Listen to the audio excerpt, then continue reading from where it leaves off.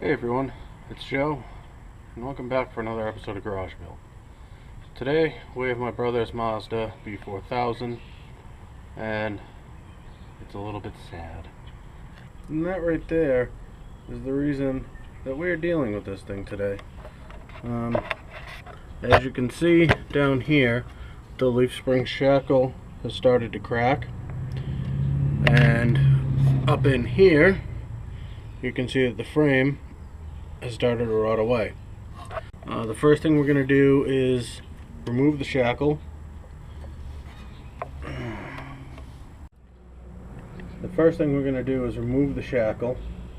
And then we're going to repair the frame, and then we'll get back to the install of the new shackle mount.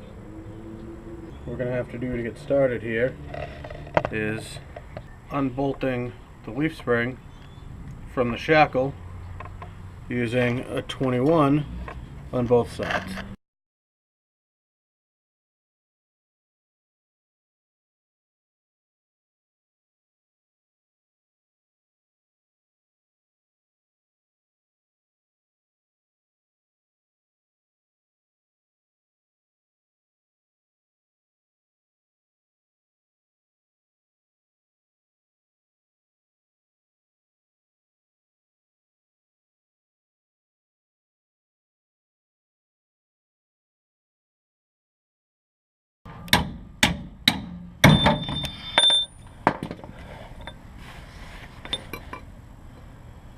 Alright, and as you can see, I have an extension going through the leaf spring just to stop it from kicking back up at me. Now we're getting the shackle out. On the back side of this is a nut, but if it's the stock nut, it's actually a nut with a little tab on it that won't allow it to spin. So you can just sit here with a ratchet and go at it.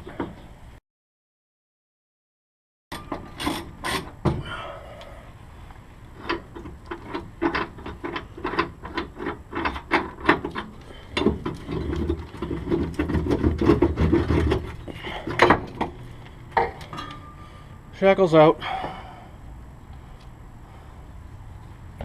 Now I'm sure you guys can see the situation a little better. This is split all the way up. There's a crack going this way. There's a gigantic hole in the frame. The next step will be to grind the heads of these off and get that shackle mount off. There's a head here, and there's two adjacent on the other side.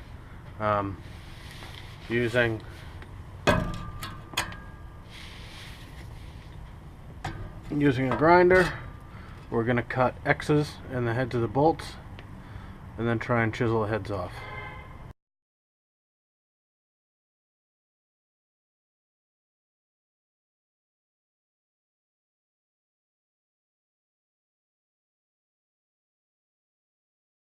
Alright guys, as you can see, they're all ground off, and this is the hole. Cut a couple chunks out of it, one down here and one up here, just because they were in the way and it needs to be replaced already. So I do have a recommendation for getting this off. If this was your old one and it was still in the truck, my recommendation would be to take a Sawzall and just go straight down on both sides after you get the shackle out, of course. It would make grinding easier. I didn't do it that way, but I would recommend, like I said, Sawzall. Just go straight down both sides. That'll give you a little bit better access with the grinder.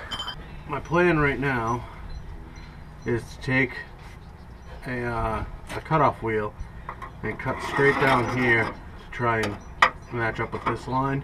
I'm going to come as low as we can with it, and then we're going to come over, and we actually have to come over to about here, because there's a hole here and the metal is actually thickest here. And then we're going to go up as far as we can and back over to try and meet in this corner. I'm going to go ahead and cut this out, and then I'll show you the next step. Alright, so here's the piece of the frame we cut out. As you can see, all of this is rotted out. So that's already gone. But I made a cut as high as I could along the top of the frame. There was a hole here, so I went as far towards the front as I could to find good metal. Made a vertical cut, and then at the bottom made another horizontal. And there's actually an oval here. I lined up with the back of it and just cut straight up. Now none of this metal was there, but there will be now. So what we're going to do is take a Sharpie or a marker, whatever the hell you have, and run it kind of thick all around the metal. Make sure you get in the holes for the bolts and mark those. We don't want to mess up the geometry of the leaf spring, and that's why we want to make this as exact as possible. Now for this line here, I'm just going to take a straight edge and go on the inside of it.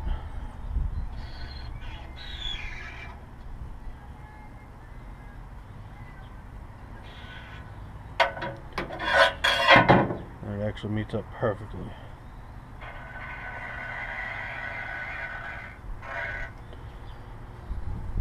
So I'm sure you've heard multiple times, if you've ever watched any fabrication video, you can always remove metal, you can't add it.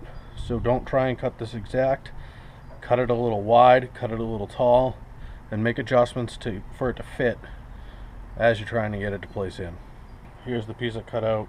Can't really see the marks up here, they're a little bit dull.